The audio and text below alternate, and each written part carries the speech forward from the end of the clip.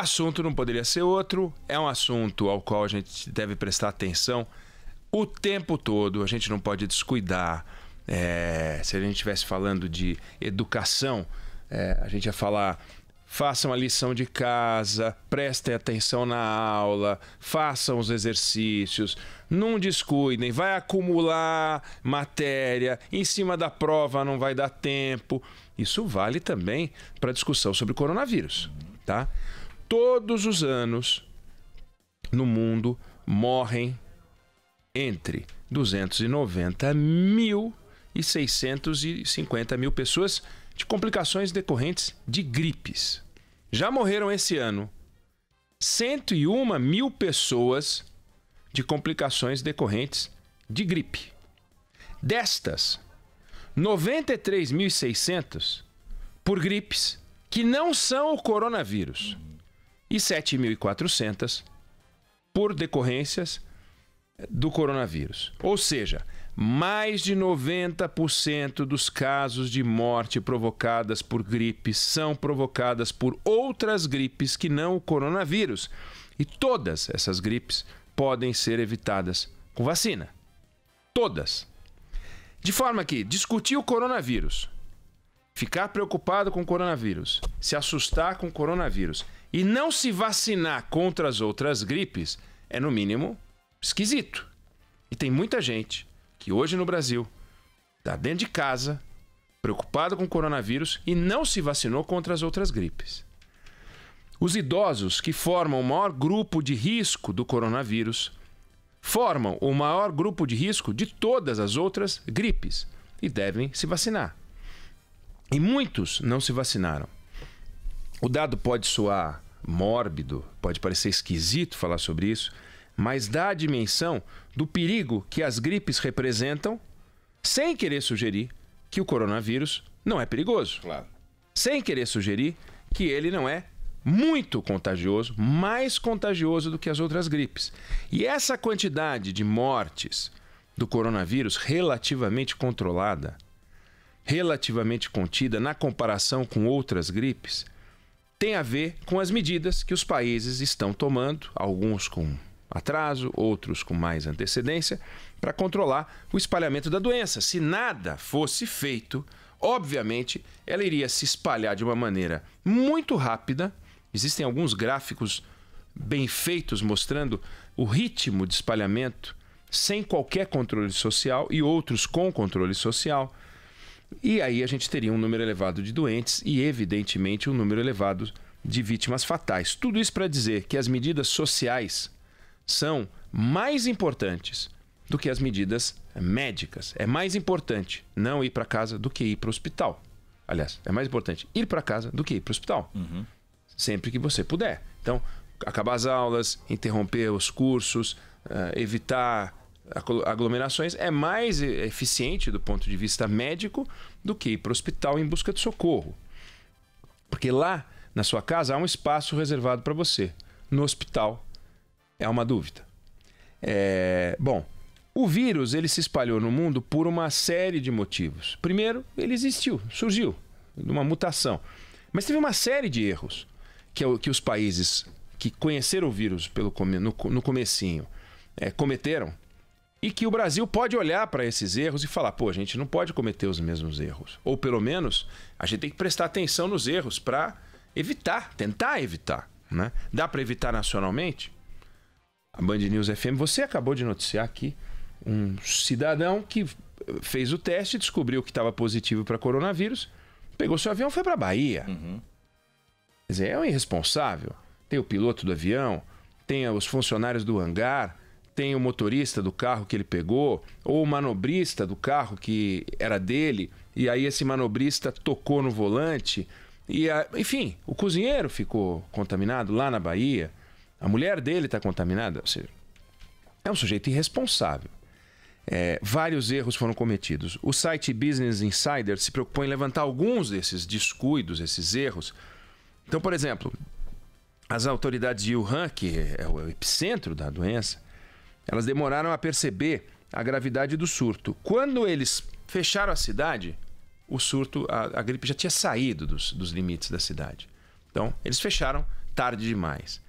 Um dos erros mais visíveis foi um banquete para mais de 10 mil famílias em Wuhan. No dia 18 de janeiro, a doença apareceu em dezembro, onde os convidados trouxeram comida de casa e compartilharam e tal.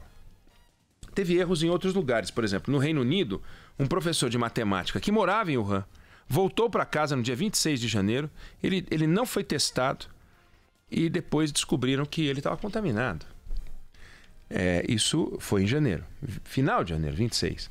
Por mais de uma semana, fora da China, o maior epicentro da doença era um navio, aquele Diamond Princess. Todo o navio estava de quarentena. Pelo menos 23 passageiros foram liberados sem serem testados. Criou um problema, mas enfim, 23 pessoas saindo de lá. Sabendo que ali tinha.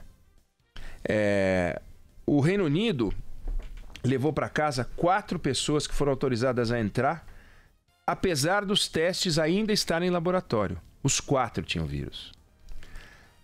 Nos Estados Unidos, uma mulher em quarentena em San Diego, depois de chegar de Wuhan, foi liberada acidentalmente e tinha os sintomas. Um hospital nos Estados Unidos também, por vários dias, ignorou uma paciente que mais tarde se tornou o primeiro caso de disseminação de comunidade, ou seja, interno. No Texas, aconteceu um negócio que todos os critérios de liberação do CDC escaparam e deixaram essa pessoa sair, que é essa figura do hospital que eu estou falando. Na Coreia do Sul, o vírus já era um problema quando, no dia 20 de fevereiro, houve um casamento coletivo com centenas de casais. Um erro. Na Itália, um hospital na região da Lombardia deixou o primeiro paciente passeando pelo hospital durante 36 horas. Solto. No norte da Itália, quando resolveram decretar a quarentena numa região de 16 milhões de pessoas, aquilo vazou, a informação vazou e um monte de gente saiu de lá. Eu estou listando alguns erros, poderia listar outros erros, a reportagem completa lista vários erros, para dizer que a gente não pode tratar o coronavírus como se ele fosse uma fantasia. A gente não pode tratar o coronavírus como se fosse fruto de uma histeria, como disse o nosso presidente da República. Nem o colega dele e ídolo, Donald Trump, se comporta desse jeito ainda, embora tenha se comportado desse jeito. O presidente Bolsonaro, espero que a ficha tenha caído. Depois das cenas que ele protagonizou no final de semana, ele mudou um pouco o jeito dele.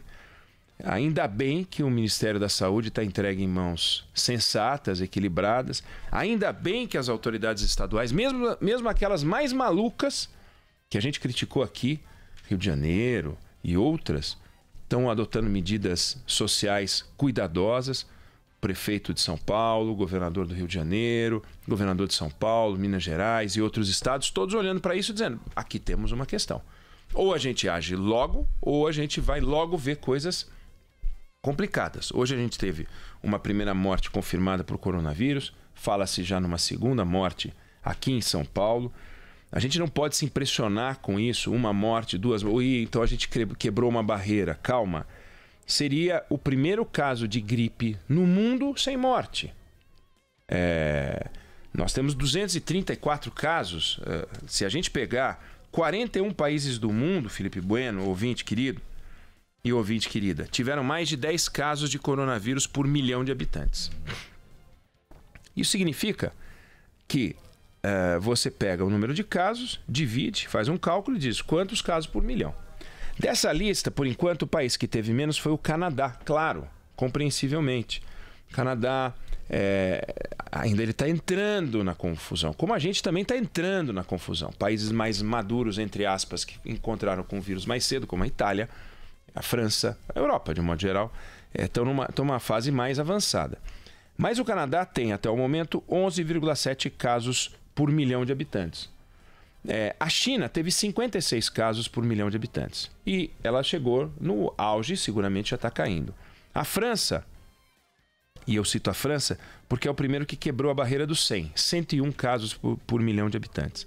A Espanha, 241 casos por milhão de habitantes.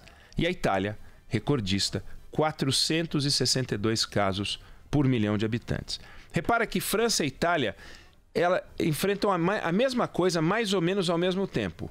E aí é que a gente vê o descaso e o descuido italiano, 462 contra 100 na França. Estamos falando de dois lugares onde a coisa está feia. Dois lugares vizinhos, né? Tem essa também. Vizinhos. E a Espanha com 241. Se você pegar a Espanha, que é um desastre, 241, você vê o que é a Itália. Né? E as reportagens sobre a Itália são desesperadoras. Bom, se o Brasil tiver a sorte canadense, dificilmente terá, porque o Canadá também não ficará com essa taxa, a gente vai ter 2.300 casos, que é 10 vezes mais do que a gente tem hoje. 11 casos por milhão. Temos 210 milhões de habitantes. Não é 11, é 11,7.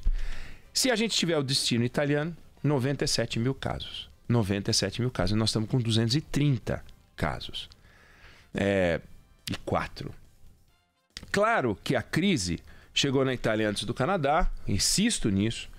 No Canadá a coisa ainda não pegou. Na Itália já começa a diminuir. Eles adotaram todas as medidas sociais. As pessoas estão em casa. Quem está em casa doente vai se curar, vai criar os anticorpos e esse negócio vai tender a refluir. Bom, a taxa de mortalidade do vírus na China foi 3,9%. Na França, 2,2%. Na Itália está 7,7%. Não dá para a gente acreditar muito nesse dado, mas é o dado que tem para a gente ver. Por que não dá para acreditar? Não é que estão mentindo para a gente. Países que testaram de forma indiscriminada as pessoas, identificaram pessoas doentes em maior quantidade do que aqueles que não fizeram tanto teste. E a Itália fez menos teste do que a Coreia, por exemplo. Então, se você tem um monte de gente testada, o número de doentes cresce. E o número de mortos não muda. Com o número de doentes crescendo, a taxa de mortalidade fica menor.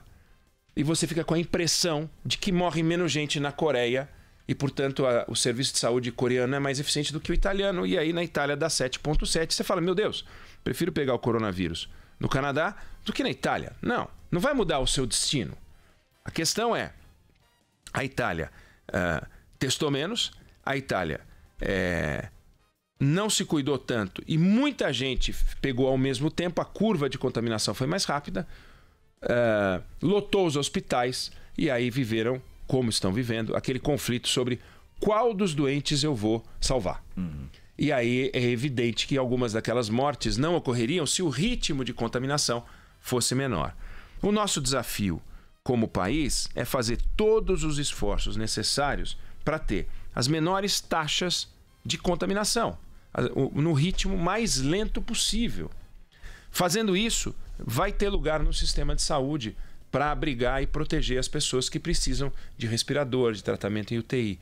Se a gente não se cuidar, aí a gente vai ter um ritmo mais avançado e, naturalmente, nós vamos viver uma situação mais grave. Tendo uma taxa de contaminação menor, seguramente a nossa taxa de mortalidade tende a ser menor, por razões óbvias, como eu acabei de descrever.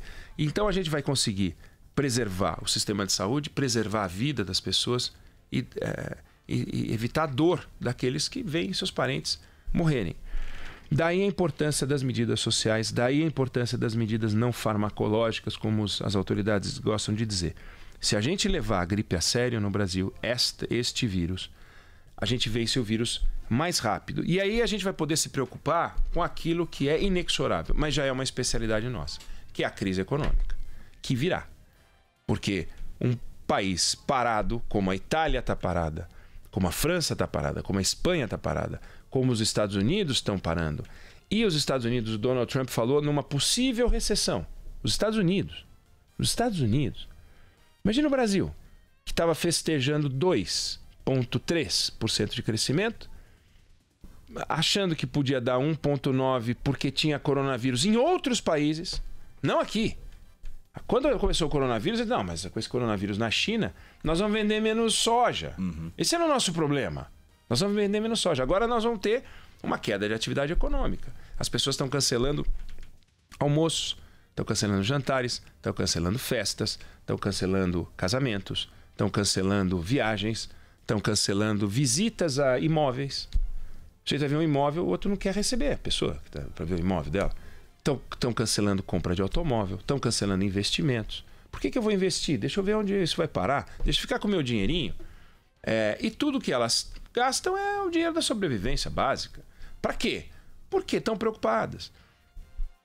Então essa crise ela vai deixar, como nos disse o Alexandre Schwartzman, como nos disse o Ricardo Galo.